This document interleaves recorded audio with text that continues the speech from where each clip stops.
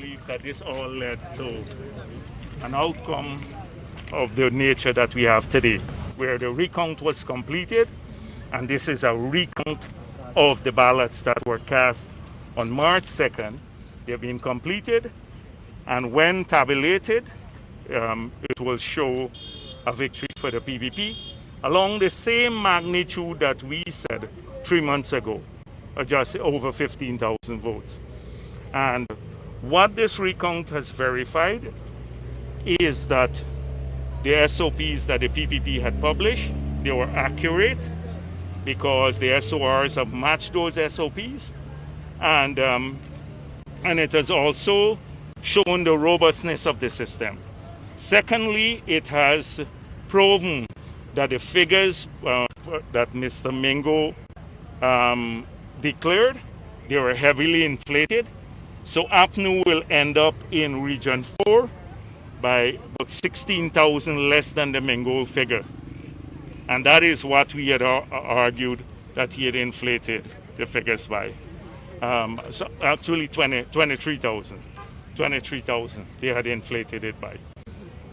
So I know there have been lots of issues. You have seen, the country has seen APNU shift its position from claiming victory, wanting to be sworn in on the basis of these elections, arguing that the results were credible, perfect, quoting the international organizations who said that for election day activity were perfect.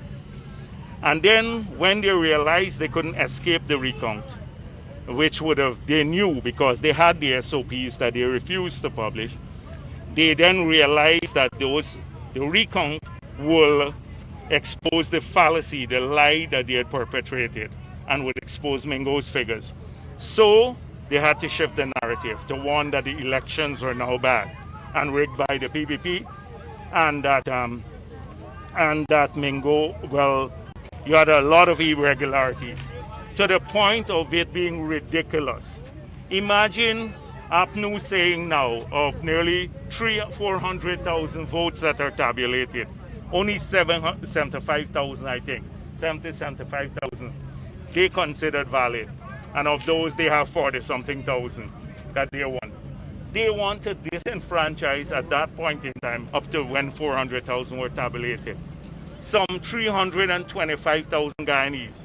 It's almost clumsy. It's such a blatant, unbelievable lie that nobody would think that a sane person would mention something like that. Had they gone for a smaller number, it would have been more credible. But that's what they said. Only 75,000 of 400,000 they find credible. And they have come up with a whole range of issues. From dead voters, when we have established that the system was robust enough to prevent that happening. They have not produced a shred of evidence so far to justify that. Secondly, they made claims that 4,000 had migrated and voted, but Harman only sent a list of over 500. And in that list, Harman's list, of the 500 he sent, there are two lists totaling over 500. We have found half of the people. On the commissioner's list, we have found about 25%, 20% or so. So it just shows that even that is not credible.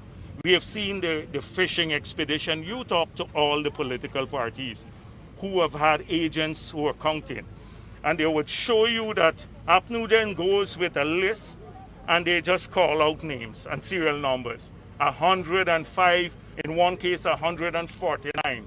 And of those, only 10 were ticked.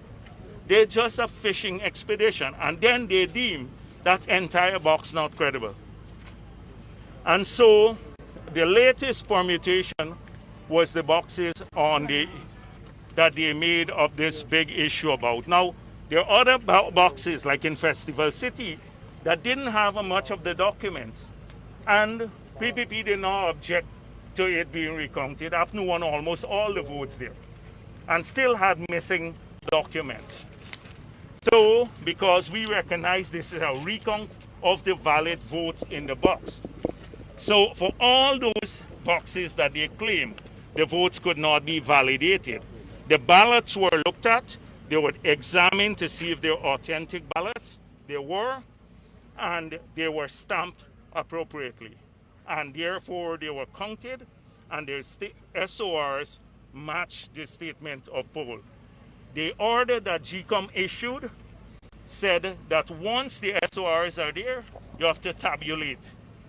They can then, in the observation report at the end, claim, when they consider this, claim that these documents were missing. But they wanted to prevent the tabulation, thereby disenfranchising 7,000 voters, which is unheard of. GCOM has no such power to disenfranchise a single voter, much less 7,000 people. And especially in a recount, the ROPA, the representation of people, that outlines under what circumstances you can disqualify voters. And none of this is because they didn't have documents. And we now know for sure that the documents were given to GCOM officials. We know for sure, but they can't find them. And how could we expect Mingo? Mingo has disappeared. Why don't they find Mingo now and ask him where these documents are? Because he was the RO there. So we are quite clear. A number of people have come forward to say those documents are there. They're going to continue looking for the documents. They can put that in the observation report, and when the commission considers this, they will decide what to do. But our point is that this was a recount exercise. That's what we agreed to. Mr. Granger, President Granger, and I agreed to recount the ballots, the valid ballots. That exercise has been completed, and the PPP has now emerged as the winner. Are you satisfied with that? What the expectations of the CARICOM team and their report? Yes, I don't want to preempt CARICOM, but CARICOM came in to observe a recount. And our argument is that we don't want to dismiss APNU's claim just like that. But if they're so sure about these claims, there is a place for this. And that place is in a court. And you can investigate all of these claims and present in a petition the evidence that you have, which is provided for by our laws. But just they want to take GCOM on a fishing expedition so that they must put in abeyance the declaration of the results, the count, and start investigating 300 and odd thousand claims of invalidated votes. When will we end? Not 10 years, not in 10 years, because you'd have to bring every single person, ask them, and you still would not be able to verify who voted and who didn't vote, because the ballots don't have a name attached to it. So we have to assume that the election day activity was robust. People's pictures were on the folios. They had to run a gauntlet of their ID cards, oaths, a whole range, inked finger, and they had party agents. APNU, so in a nasty way, has thrown their own party agents under the bus by claiming that they're colluded with us, because they all signed those statements of poll. Everyone in all those boxes, they signed the statements of poll that they claim you had fraud. And as though we can, in a mass way, influence all APNU polling agents, all GCOM staff, etc. It's desperation, and any sensible person would see that this is a party that has lost the elections, knew that it lost the elections from day one, and has refused until now to come to grips with that fact, and therefore believes that somehow it can change the course of the events that took place on March 2nd by making these wild allegations. Mr. Jagdeo, and they have a fetish now, Dennis, before you go on. They have a fetish for these 4 stages activity. So I saw what the president said about 4 stages. And then I saw the man from civil aviation said he's opening up the country in 4 stages to civil aviation. They have a fetish for this 4 stages thing now. So that's what the president said was outlined in the order. Yes, the recount is done, the numbers are there. A report will be submitted by the CEO.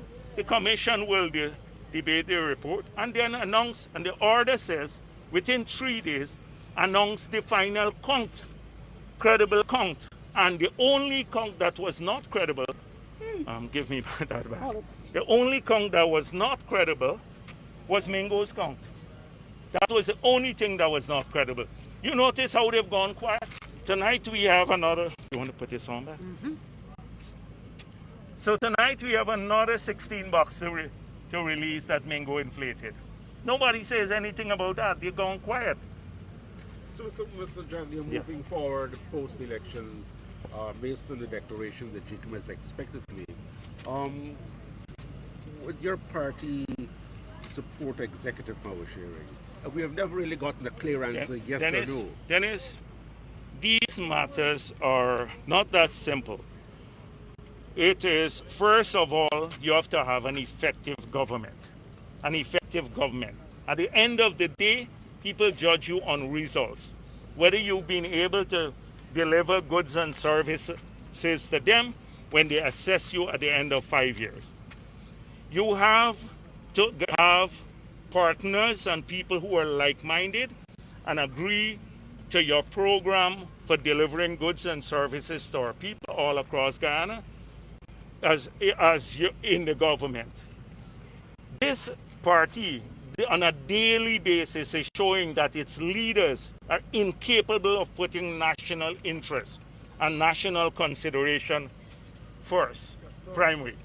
Their behavior would obviate. I would not personally like to work with some of these people in any form, whether it's executive power sharing or not. They've lost all credibility. They go on TV and tell such blatant lies, lies that have been exposed over and over again. Look at the discipline services vote. They persist up to now. Harmon keeps saying that, and it's been exposed. So we made it clear in our manifesto that the model that we have has to change, the governance model. We spoke of this several times. We put it in our manifesto that we have to pursue constitutional changes to ensure that that happens, to enshrine it. We, in our manifesto, spoke about the Elections Commission model and changes there too. And clearly you can see, because of what happened, we can never put this country back through this trauma. So there would have to be fundamental changes at GCOM itself too, like publishing all the SOPs from the time you have them. GCOM must publish everyone before they even start the count in the newspapers. So that sort of thing, fundamental changes even in the structure. So we are open to a lot of these things, but right now there's one task. Everything starts with that foundation, and that is respect for the will of the people. They until now are refusing to accept the will of the people. And so when you have a government sworn in on the basis of the will of the people, we are open to any sort of discussion. Any sort of discussion. But you have to do this with people who also care about this country. And the trauma they're putting us through, in my mind, shows that they don't care anything about this country. Look at 2015. The votes were less than 5,000 separating us. Now it's more than 15,000. And we walk away. We filed a petition.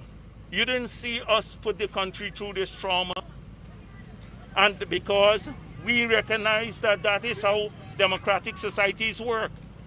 And that's what we did. And so that would be, we're open to governance changes. I'm telling you this, and we put that in our manifesto. So you think if they go to court, it will be adding to that trauma? They will, that is it, because clearly they will try to alter even now the will of the people, which has been expressed in these boxes twice. And the international community, I don't know, they're testing people's patience, right, not just in Guyana, but I think the international community too has been pushed to the limit. They've been very generous in urging all parties to work together, but I think most of them know that who their transgressors are. And so going to court would just delay the inevitable, because I don't see which court that the courts are indigenous. The judges organically live in our society, and so they understand the dynamics. And any sane person, a judge, would look at all that has gone through, see the recount, see the results of the recount, and then try and give APNU some injunction or something of the sort to block either the declaration or the swearing in of the president. A judge, I can't see any objective judge doing that sort of thing. And if they do, it would easily be overturned by a higher court. So you're willing to go to all the courts to stop that? Well, I'm hoping that we don't have to get there.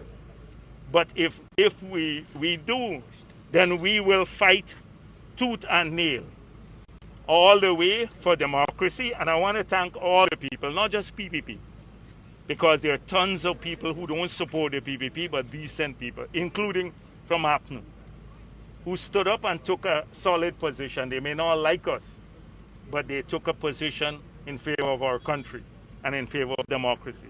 Do you know, and I want to thank them. do you know how soon the CARICOM report is going to be completed, and if they're going to complete it before leaving this country? I don't know. You know? I can't comment on that. Is there any card on the table for any discussion with the president on the way forward at this time? No, nothing. No, we have not had any contact with the president, What would be except in seeing him occasionally Any making contact with the statement. CARICOM chairman or any CARICOM leaders, secretary No, general? but I will be reaching out to the leaders of CARICOM, because I think they're fully briefed about what happened and what the recount and what took place in the recount itself. So the CARICOM team, some of its members were in the room when these fishing expeditions were going on. So they saw what took place. And I expect them to reflect that in their report and report back to the heads of government. Reaching out when? You'll be reaching out after the completion tomorrow? Or after the declaration? If there's a declaration. I'll reach out whenever it's convenient, and tomorrow, the next day, the following day, we're always in favor of reaching out and briefing people. What would be your message of conciliation to those who did not support your party? Well, this is democracy, and the PPP has made it clear. You look at the period in office too, that we have to manage Guyana in the interest of all Guyanese. We have outlined even how we will approach some sectors in our manifesto, like the oil and gas sector, which is a critical one. We want a bipartisan approach, and we intend to fulfill our commitment there.